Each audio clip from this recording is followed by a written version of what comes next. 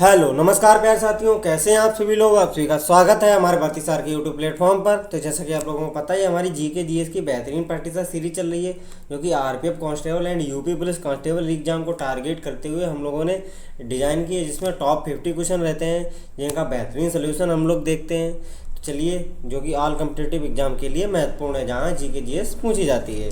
चलिए बिना किसी देरी के आज का सेशन स्टार्ट करते हैं। आज का सेशन है 21, 21वां प्रैक्टिस सेट है। जिन लोगों ने हमारे प्रीवियस लेक्चर नहीं देखे हैं, वो हमारी प्लेलिस्ट को फॉलो कर सकते हैं। तो आज का क्वेश्चन नंबर 1, किसने प्रस्तावना को भारतीय संविधान का पहचान पत्र कहा। तो मतलब किस व्यक्ति के द्वारा जो हमारी प्रस्तावना है उसको भारतीय संविधान का पहचान पत्र कहा गया है।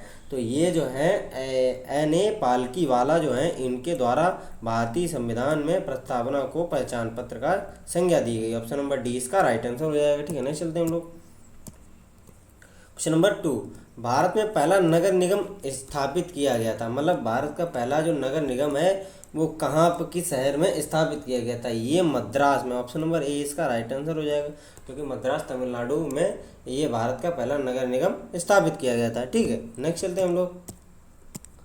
क्वेश्चन नंबर 3, किलिमंजारो पर्वत किस महाद्वीप में स्थित है। जो किलिमंजारो पर्वत श्रृंखला है, ये किस महाद्वीप में स्थित है। ये अफ्रीका महाद्वीप में स्थित है। ऑप्शन नंबर बी इसका राइट आंसर हो जाएगा। ठीक है, नेक्स्ट चलते हैं हम लोग। क्वेश्चन नंबर 4, निम्नलिखित में वर्षा के किस प्रकार को वाताग्र वर्षा भी कहा जाता है। जो वाताग्र वर्षा होती है उसमें से किस प्रकार के कहा जाता है। तो वो जो होती है चक्रवातीय जो वर्षा होती है, उन्हें वाताग्र वर्षा के नाम से भी जाना जाता है। ऑप्शन नंबर 20 का राइट आंसर हो जाएगा। ठीक है, नेक्स्ट चलते हैं हम लोग। क्वेश्चन नंबर 5, हड़प्पा सभ्यता में मोम सांचे विधि जो का प्रचलन है, मोम सांचे विधि क्या है। मतलब जो हड़प्पा सभ्यता में मोम सांचे की विधि है उसका प्रचलन था, वो विधि क्या थी। वो विधि थी कांस्य की मूर्ति बनाने की वैक्स तकनीकी। ठीक है, ऑप्शन नंबर बी इसका राइट आंसर हो जाएगा। जो भी कांस्य की मूर्तियाँ बनाई जाती हैं उनकी एक वैक्स तकनीकी थी। ठीक है, नेक्स्ट चलते हैं हम लोग। क्वेश्चन नंबर 6, भारतीय भूभाग का क्षेत्रफल कितना है। मतलब जो भारतीय भूभाग है उसका क्षेत्रफल कितना है। तो उसका क्षेत्रफल है 3.28 मिलियन वर्ग किलोमीटर। ऑप्शन नंबर सी इसका राइट आंसर हो जाएगा। ठीक है, जो कि कुल है 32,87,263 वर्ग किलोमीटर ये कुल में। ठीक है, नेक्स्ट चलते हैं हम लोग। क्वेश्चन नंबर 7, यदि अदालत पाएगी कोई व्यक्ति है लोक पद धारण किए है, जिसका कि वह अधिकारी नहीं है, तो वह उसे पद या कार्यालय संभालने और आदेश से किए, जिसका वह उसे आधिकारिक रूप से देश में लिखा हो। ठीक है, तो उसको क्या कहते हैं। तो उसको कहते हैं अधिकार परीक्षा। ऑप्शन नंबर सी इसका राइट आंसर हो जाएगा। ठीक है, नेक्स्ट चलते हैं हम लोग। क्वेश्चन नंबर 8, फुटबॉल को लोकप्रिय बनाने के लिए भारत में कौन सा कार्यक्रम शुरू किया गया। जो फुटबॉल जो है उस खेल है उसको लोकप्रिय बनाने के लिए भारत में कौन सा कार्यक्रम शुरू किया। ये किया गया था मिशन 11 मिलियन। ठीक है, ऑप्शन नंबर ए इसका राइट आंसर हो जाएगा। नेक्स्ट चलते हम लोग। क्वेश्चन नंबर 9, 1989 का मतलब वर्ष उससे ऊपर का नागरिक होना था। ठीक है, मतलब 1989 है जो उससे ऊपर का नागरिक होना था। कितना होना था, ये होना था 21 वर्ष। ऑप्शन नंबर सी इसका राइट आंसर हो जाएगा। ठीक है, 1989 से पहले जो है जो भारत का मतलब एक नागरिक कहलाता है वो 21 वर्ष की उम्र का व्यक्ति हो जाता है, तो उसको भारत का नागरिक कहा जाता है। ये बात ध्यान रखनी है।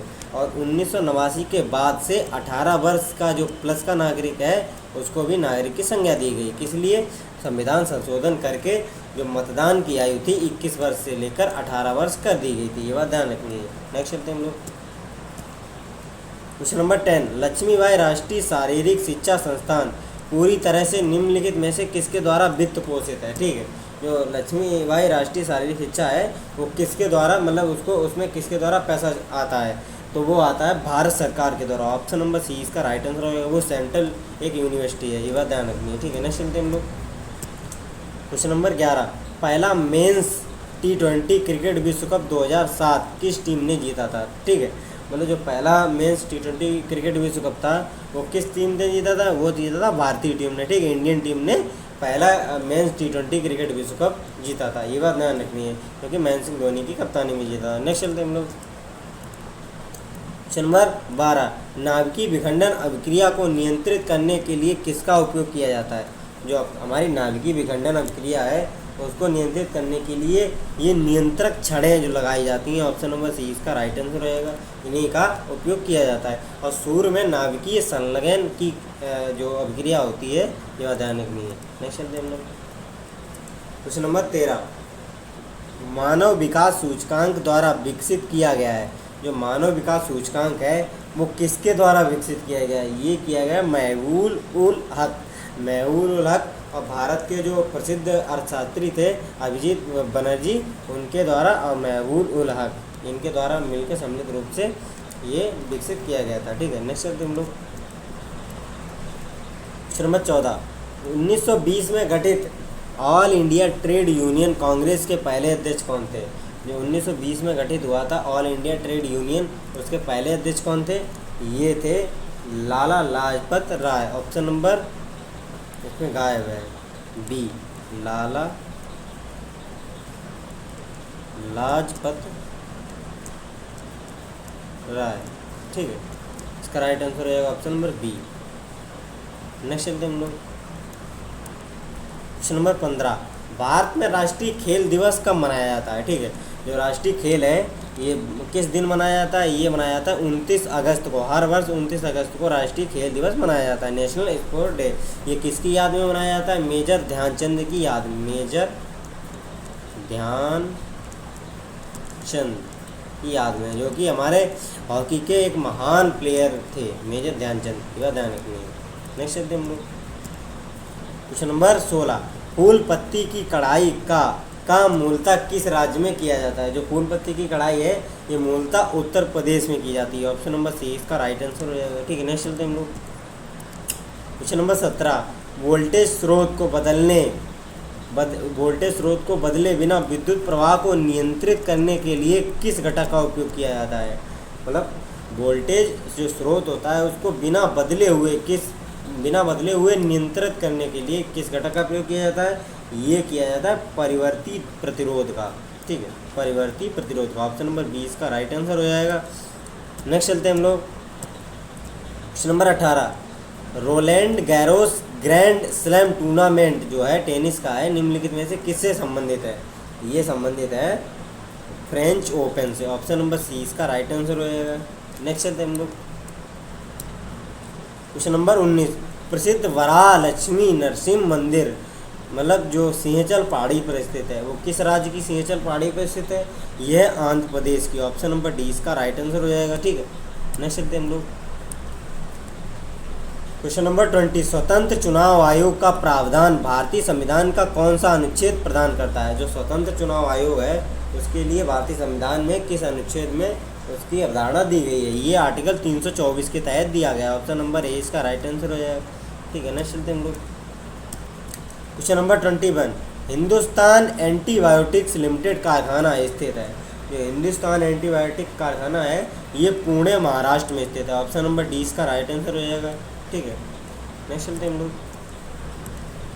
क्वेश्चन नंबर 22, किसी देश के पूंजी वस्तुओं पर मूल्यह्रास डिप्रिसिएशन को घटाने पर सकल घरेलू उत्पाद की गणना क्या कहलाती है? तो ये कहलाती है निवल देशी उत्पाद, ऑप्शन नंबर डी इसका राइट आंसर हो जाएगा, ठीक है। मूल्यह्रास डिप्रिसिएशन को घटा दिया जाता है, ठीक है, तो उस पर निवल देशी उत्पाद निकलता है। नेक्स्ट चलते हैं हम लोग।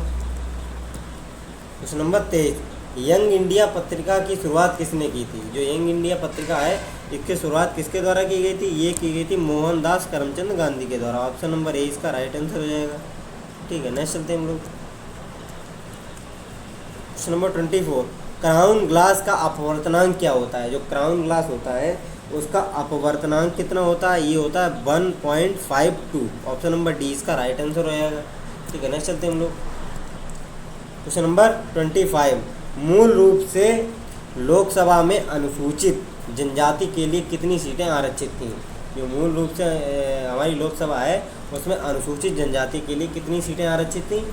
उसमें थी 41 सीटें। ऑप्शन नंबर डी इसका राइट आंसर हो जाएगा। ठीक है, नेक्स्ट चलते हैं हम लोग।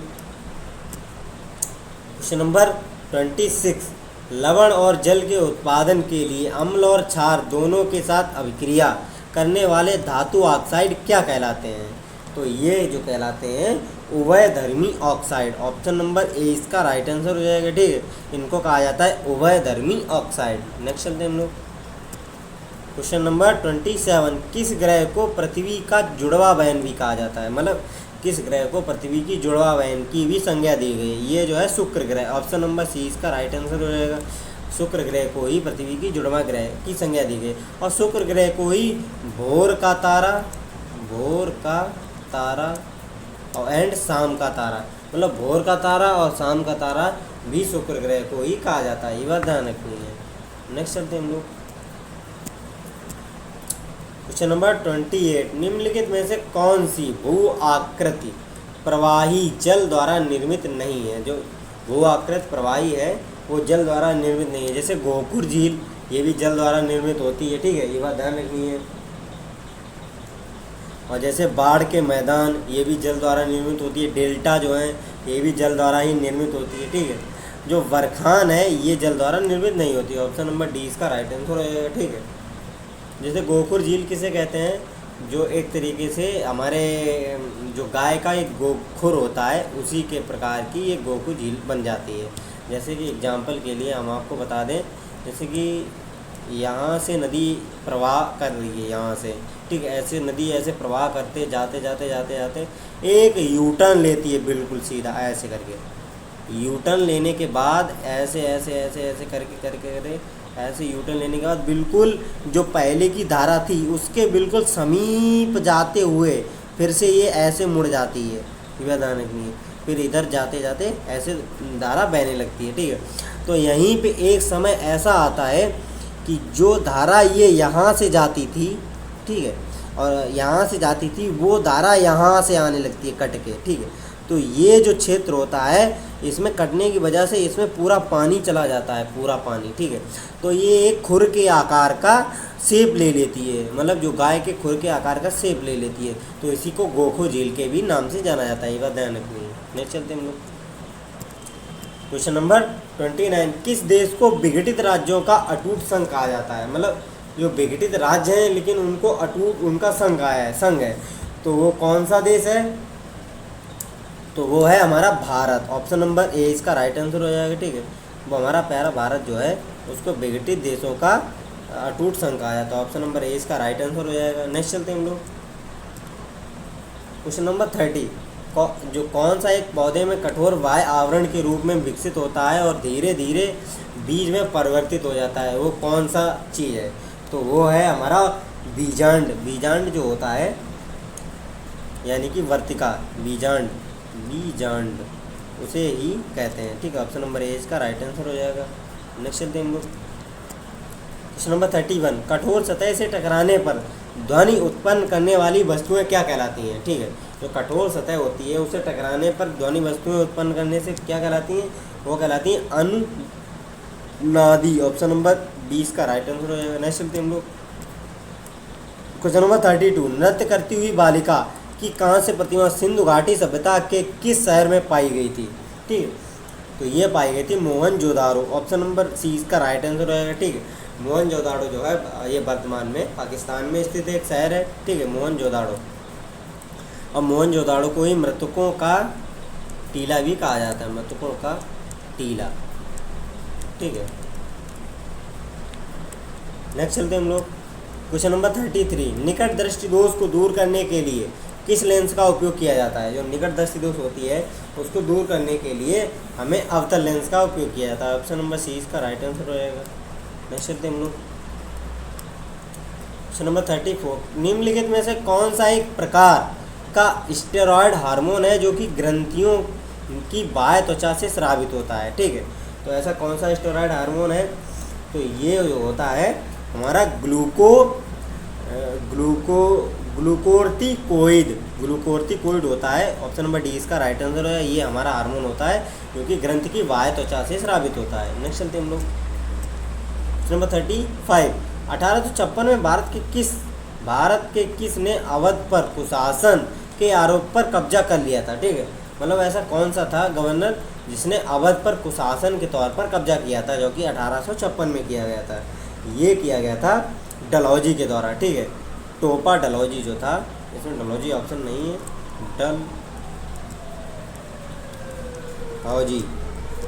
डलहौजी जो टोपा था, इसी ने कुशासन के तौर पर अवध पर शासन किया था। इनके आगे लाड़ नहीं लगाना चाहिए, ये साले कुत्ते हैं, डॉग, इनको डॉग के नाम से पुकारना चाहिए। ठीक है, नेक्स्ट चलते हैं हम लोग। नंबर 36, निम्नलिखित में से किस पोषक तत्व की कमी के कारण घेंगा रोग होता है। जो हमारा घेंगा रोग होता है वो किस पोषक तत्व की कमी के कारण होता है, ये होता है आयोडीन की कमी के कारण। ठीक है, ज़्यादा ध्यान रखनी है, मतलब जब आयोडीन की कमी हो जाती है तो घेंगा रोग हो जाता है, जो कि गले में सूजन आ जाती है। नेक्स्ट चलते हैं हम लोग। क्वेश्चन नंबर 37, विनिमय दर में गिरावट जो अन्य देशों की मुद्राओं की तुलना में किसी एक देश की मुद्रा के अवमूल्यन के मूल्य को कम करती है, क्या कहलाती है। तो यह कहलाती है अवमूल्यन, डेप्रिसिएशन। ऑप्शन नंबर ए इसका राइट आंसर हो जाएगा। ठीक है, नेक्स्ट चलते हैं हम लोग। नंबर 38, मतलब डैश यहाँ पे खालिस्तान के आधार पर मानव विकास सूचकांक के स्वास्थ्य घटक का निर्धारण किया जाता है। किसके आधार पर ये होता है, जन्म के समय जीवन प्रत्याशा के आधार पर। ऑप्शन नंबर डी इसका राइट आंसर हो जाएगा। ठीक है, नेक्स्ट चलते हैं हम लोग।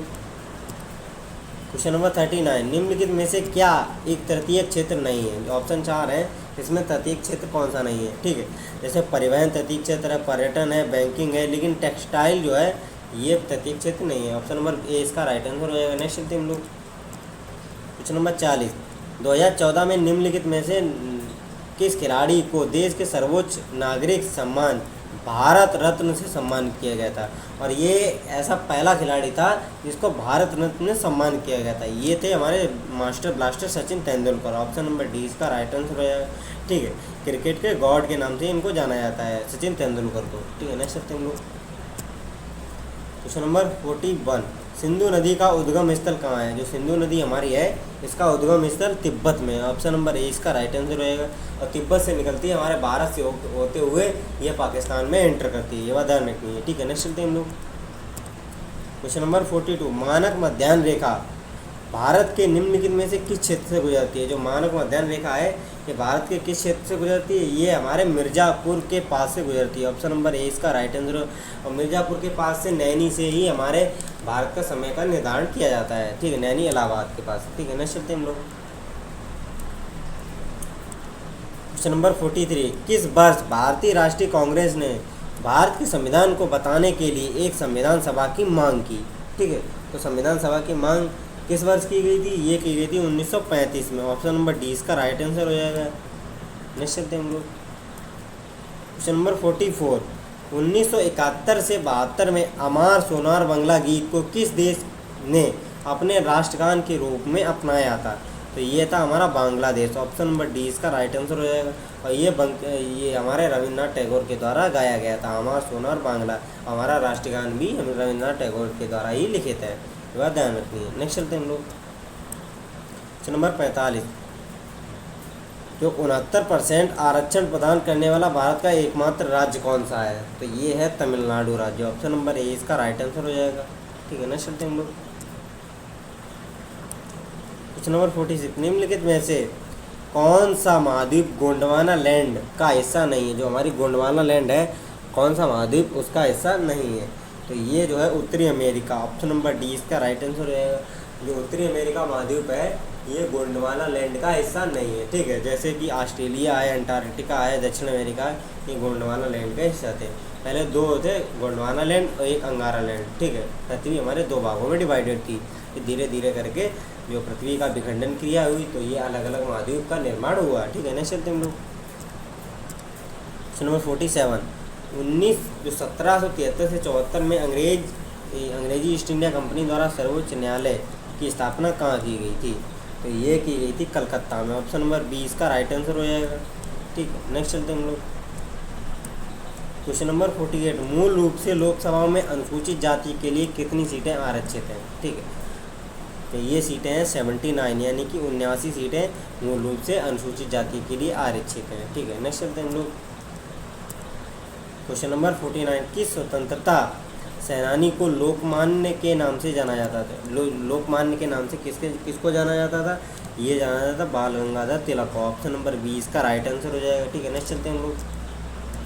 क्वेश्चन नंबर 50 एंड आज का लास्ट क्वेश्चन। जो दोआर भारत है, दोआर उसे कहना, दोआर भारत के निम्नलिखित में से किस राज्य में है? दोआर ये पश्चिम बंगाल राज्य में स्थित है। ऑप्शन नंबर 20 का राइट आंसर हो जाएगा।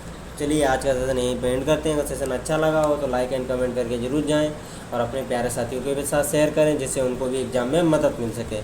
तो चलिए मिलते हैं बेहतरीन लेक्चर नेक्स्ट के साथ। तब तक जय हिंद, जय भारत।